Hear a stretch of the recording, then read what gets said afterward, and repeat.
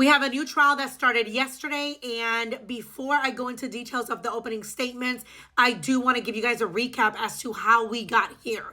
Now, Jasmine Pace and Jason Chen met on a dating app in early 2022. They actually were both students at the University of Tennessee in Chattanooga. Now, Tuesday, November 22nd, 2022, same week as Thanksgiving, there is a phone record showing that she and him were on the phone for about an hour and 11 minutes. She goes over to his house, and later that evening, she texts her mom saying, hey, I'm going to go stay with a friend for a few days. The mom thought it was different or not the norm because it's Thanksgiving week. Why would she go stay with another friend? And according to her, at 11:27 was the last time she pretty much spoke with her daughter, texted her, found, any communication with her daughter that she knew was her. On Wednesday, around 2 a.m., the mom, gets a text message with Jasmine's location as if it was sent to her. The location, that text kind of went unnoticed for a while. So when she finally looked, it was at his apartment. That was the location given to her. Now, the mom, ends up going to his house. She breaks into the apartment, looking for her daughter, and states that she found her identification, she found her credit cards, but her daughter wasn't there. Now, fast forward to Saturday, okay? On Jasmine's Facebook page, a photo post appears that's captioned "Thanksgiving with my baby." The photo depicts her wearing something that's completely out of character, according to her parents. So at that point, they start reaching out to her, worried about where she's at. Several messages to Jasmine's phone are sent to friends and family, none of whom had spoken with her. All messages had Jasmine saying she wanted to be alone.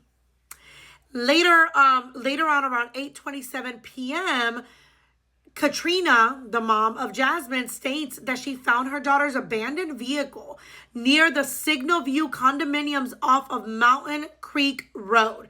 And she noticed that the seats had in fact been adjusted for someone significantly taller than her, because she knows Jasmine is only 5'2".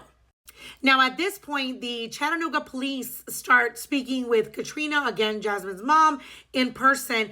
And she tells officers that over the weekend, she and her husband went to 110 Tremont Street, which is where he lives, that area, to speak with the residents. That's when they discovered that her boyfriend was living in an apartment there. Also, as I mentioned, she broke into his apartment that day and found Jasmine's driver's license, several credit cards, but didn't find Chen or Jasmine. And then she tells police that a neighbor told her that they heard a loud disturbance around 2 a.m. on November 22nd. Seems to me like Jasmine's mom was literally solving everything for the police. By the time they were involved, Jasmine's mom had already handled all of it. At that point, they granted a warrant to go into his home. They state that when they went into the house with the search warrant, they found blood kind of everywhere. And they stated that there was also proof that someone tried to clean up the crime scene. In addition to that, they did state that there were signs of a violent physical altercation. The affidavit also references a surveillance video that is shown where he is in fact purchasing cleaning supplies from a Walgreens and driving Jasmine's vehicle.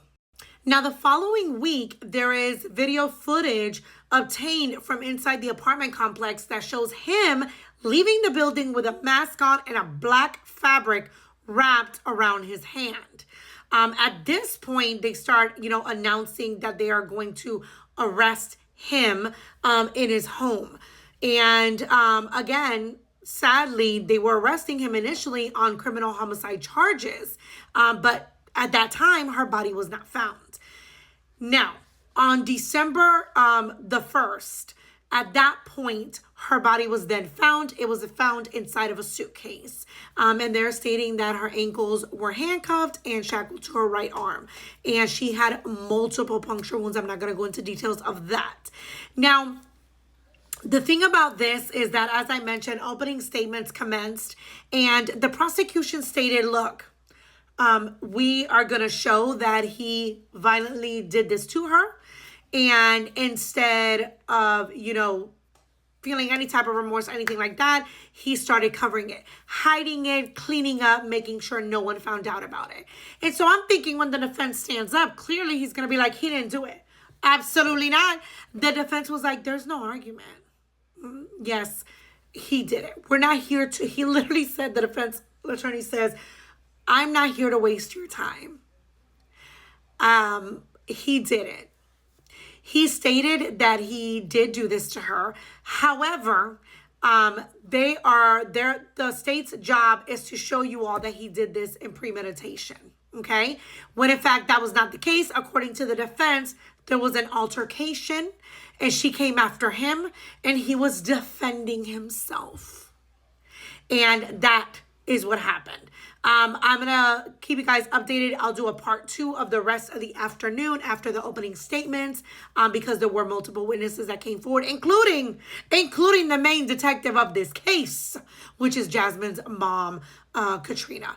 Again, I will keep you guys updated. This is just an entry point to day 1. Talk to you soon.